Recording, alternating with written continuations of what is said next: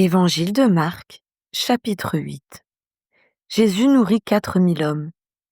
En ces jours-là, une foule nombreuse s'était de nouveau réunie, et n'ayant pas de quoi manger, Jésus appela les disciples et leur dit : « Je suis ému de compassion pour cette foule, car voilà 3 jours qu'ils sont près de moi et qu'ils n'ont rien à manger. Si je les renvoie chez eux à jeun, les forces leur manqueront en chemin, car quelques-uns d'entre eux sont venus de loin. » Ses disciples lui répondirent : « Comment pourrons-nous les rassasier de pain, ici dans un lieu désert ? » Jésus leur demanda : « Combien avez-vous de pain ? » 7, répondirent-ils.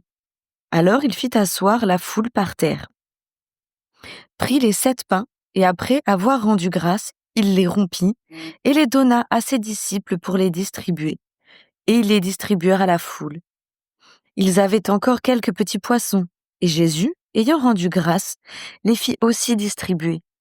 Ils mangèrent et furent rassasiés, et l'on emporta 7 corbeilles pleines des morceaux qui restaient. Ils étaient environ 4000. Ensuite, Jésus les renvoya. Aussitôt, il monta dans la barque avec ses disciples et se rendit dans la contrée de Dalmanuta.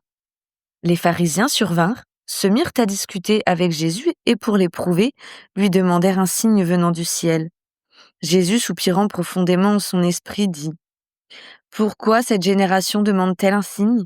Je vous le dis en vérité, il ne sera point donné de signe à cette génération. » Puis il les quitta et remonta dans la barque pour passer à l'autre bord. Le levain des pharisiens et d'Hérode. Les disciples avaient oublié de prendre des pains.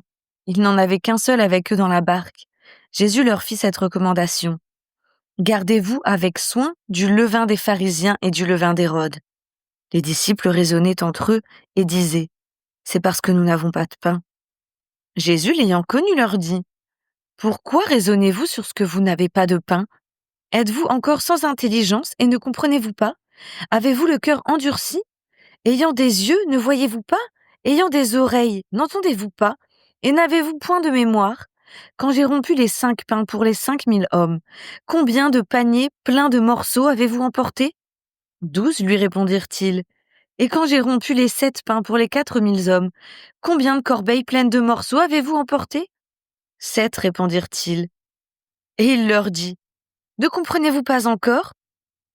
Guérison d'un aveugle à Bethsaïda. Ils se rendirent à Bethsaïda, et on amena vers Jésus un aveugle qu'on le pria de toucher. Il prit l'aveugle par la main et le conduisit hors du village, puis il lui mit de la salive sur les yeux, lui imposa les mains et lui demanda s'il voyait quelque chose. Il regarda et dit : « J'aperçois les hommes, mais j'en vois comme des arbres et qui marchent. » Jésus lui mit de nouveau les mains sur les yeux, et quand l'aveugle regarda fixement, il fut guéri et vit tout distinctement. Alors Jésus le renvoya dans sa maison en disant : « N'entre pas au village. » Confession de Pierre.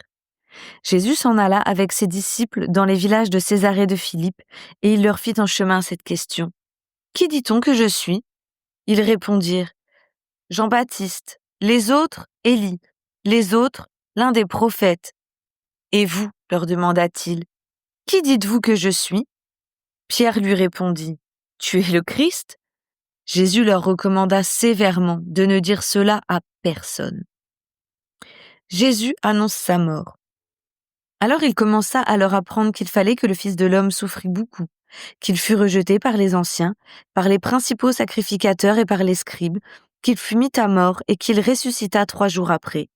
Il leur disait ces choses ouvertement. Et Pierre, l'ayant pris à part, se mit à le reprendre. Mais Jésus, se retournant et regardant ses disciples, réprima Pierre et dit : « Arrière de moi, Satan, car tu ne conçois pas les choses de Dieu, tu n'as que des pensées humaines. » Puis, ayant appelé la foule avec ses disciples, il leur dit : « Si quelqu'un veut venir avec moi, qu'il renonce à lui-même, qu'il se charge de sa croix et qu'il me suive, car celui qui voudra sauver la vie la perdra. Mais celui qui perdra sa vie à cause de moi et de la bonne nouvelle la sauvera. Et que sert-il à un homme de gagner tout le monde s'il perd son âme ? Que donnerait un homme en échange de son âme ? Car quiconque aura honte de moi et de mes paroles au milieu de cette génération adultère et pécheresse, le Fils de l'homme aura aussi honte de lui quand il viendra dans la gloire de son Père avec les saints anges. »